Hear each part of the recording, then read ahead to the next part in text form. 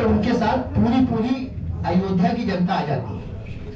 जब वो वहां सो रहे होते हैं तो रात में जो उनके मंत्री सुमंत जी होते हैं उनको बैठा के रथ को रात में लेके चले जाते हैं। सारे दरबारी सब लोग ये सोचते हैं कि राम जी कहाँ चले गए, उनको समझ नहीं आता है, वो वापस चले जाते हैं। फिर वो वहां से आगे बढ़ते हुए श्रृंगेरपुर है जो इस समय प्रयागराज और अयोध्या के जो बीच का क्षेत्र है उसको श्रृंगेरपुर कहा जाता था। उस क्षेत्र में भगवान राम रहते हैं। वहां पे उनके एक मित्र थे निषाद राज जी, उनसे मुलाकात करते हैं। उनसे मिलने के बाद जब वो आते हैं गंगा जी के किनारे तो उन्हें गंगा पार करनी होती है। ये संभवतः जो रामायण के जो सबसे मार्मिक प्रसंग है उनमें से एक है। अब ये प्रसंग हमको ये बताता है कि अगर हमारे सामने भगवान आ जाते हैं तो हमें उनसे क्या मांगना है।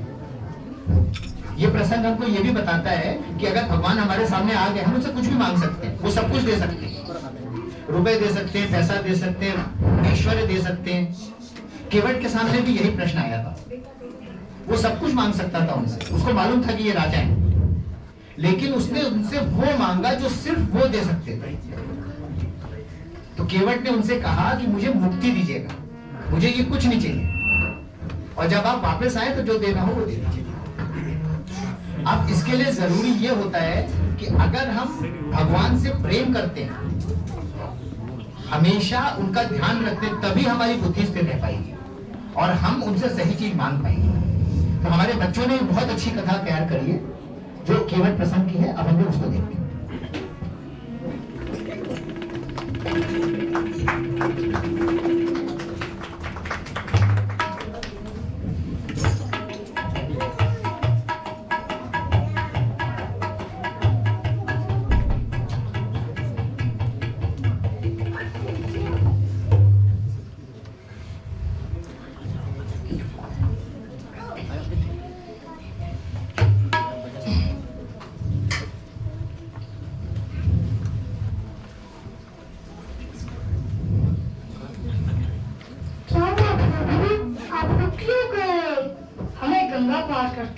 वन में जाना है।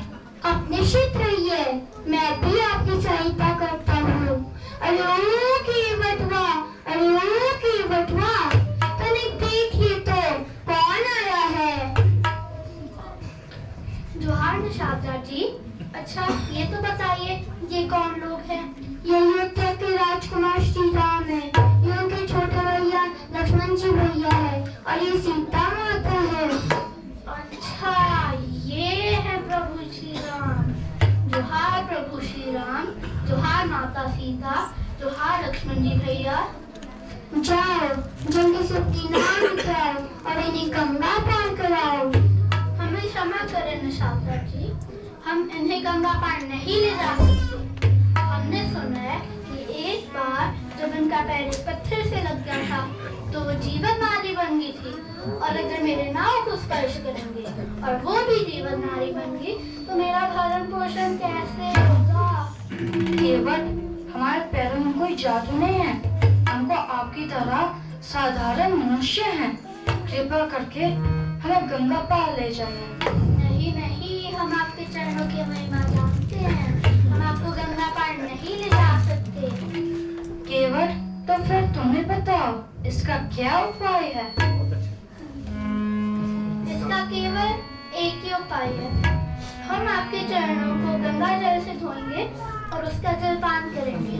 अगर हमें कुछ नहीं हुआ तो हम आपको गंगा पार ले जाएंगे। जैसे आपकी इच्छा।